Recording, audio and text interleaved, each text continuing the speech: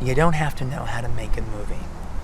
If you truly love cinema with all your heart and with enough passion, you can't help but make a good movie. You don't have to go to school.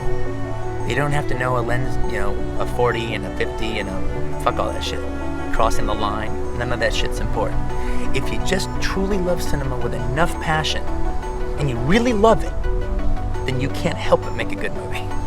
We have a little mantra that me and the crew have been doing for a long time, where it's where we say, okay, we've got it, but we're going to do one more. And why are we going to do one more? And then the whole crew screams out, because we love making movies. Come, let's do it one more time. Why?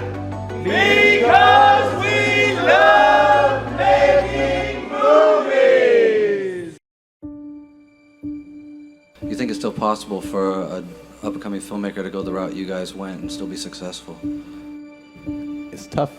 I don't know. The state of independent filmmaking changes. There's but but at the same time, though, yeah, there's a lot more to competition, but also those crappy movies aren't competition if the thing is like dynamite. There's a lot of people out there doing stuff, but if, it's like waves on the beach, all right? You make a piece of nitro that you throw in an audience's lap, people notice. You make a goddamn kick-ass movie, and you can take it all over the planet Earth. Not America, not Los Angeles, not New York, the planet Earth, and everyone will know it.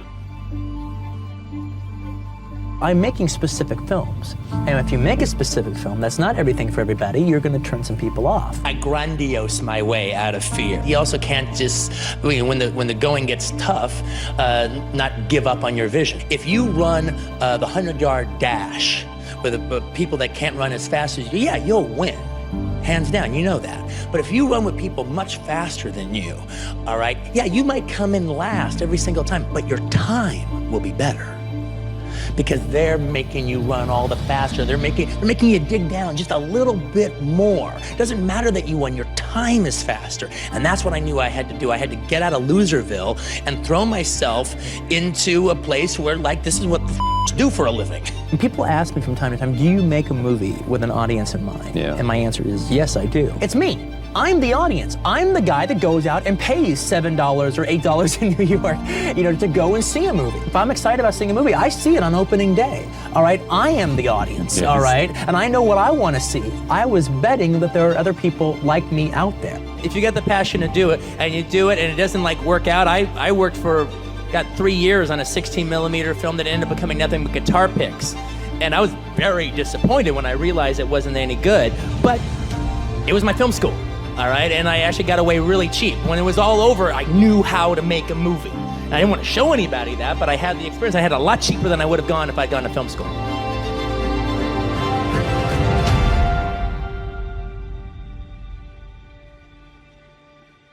Everyone knows you make violent movies, you like violent movies. Mm-hmm. Why do you like making violent movies? I think it's good cinema. I consider it good cinema. It's okay to go into a movie and enjoy the violence. Yeah, well, it's a movie. It's a fantasy. It's a fantasy. It's not real life. But why are you so sure that there's no link between enjoying movie violence and enjoying real violence? Don't ask me a question like that. I'm not biting. I refuse your question. And I'm not your slave and you're not my master. You can't make me dance to your tune. I'm not a monkey. I can't make you answer anything. I'm asking you interesting questions. And I'm saying I refuse. But you see, Jamie Foxx has said we can't turn our back and say that violence in films or anything that we do doesn't have a. Then you should talk to Jamie Foxx about that. And I think he's actually here, so you can. Because I'm here to sell my movie. This is a commercial for the movie, make no mistake. I don't want to talk about what you want to talk about. I don't want to talk about the implications of violence. And the reason I don't want to talk about it is because I've said everything I have to say about it. If anyone cares what I have to say about it, they can Google me. And they can look for 20 years what I have to say about it. I haven't changed my opinion one iota. Champion, I love you.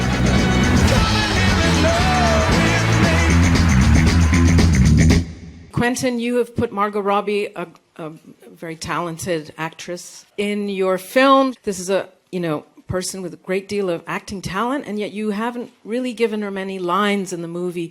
And I wondered, I guess that was a deliberate choice on your part, and I just wanted to know why that was that we don't hear her actually speaking very much. Well, I just reject your hypotheses.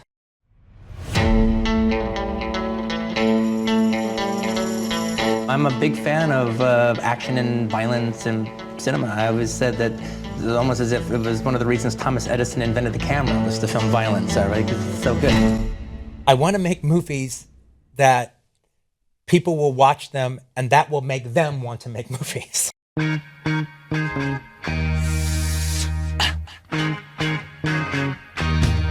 Seems this world got you down. You're feeling bad vibrations round. Well, open your eyes, girl. Look at me. I'm gonna show you how it ought to be. We're gonna have a good thing, such a good thing, baby. And when your world don't seem just right, and the life's getting you uptight, you can change that wrong to right. Cause I was there myself last night. Girl, I really had a good thing, such a good thing, baby. I won't have no one there, no one around to bring you down. Well, it's a groovy world, girl. Let me bring you to a good thing, girl.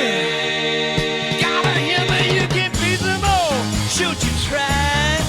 They don't care if you live or die. Cause they're losers. What a shame. I'm gonna show you to a brand new game. Girl, we're gonna have a good thing. Such a good thing, baby. I won't tell you no lies.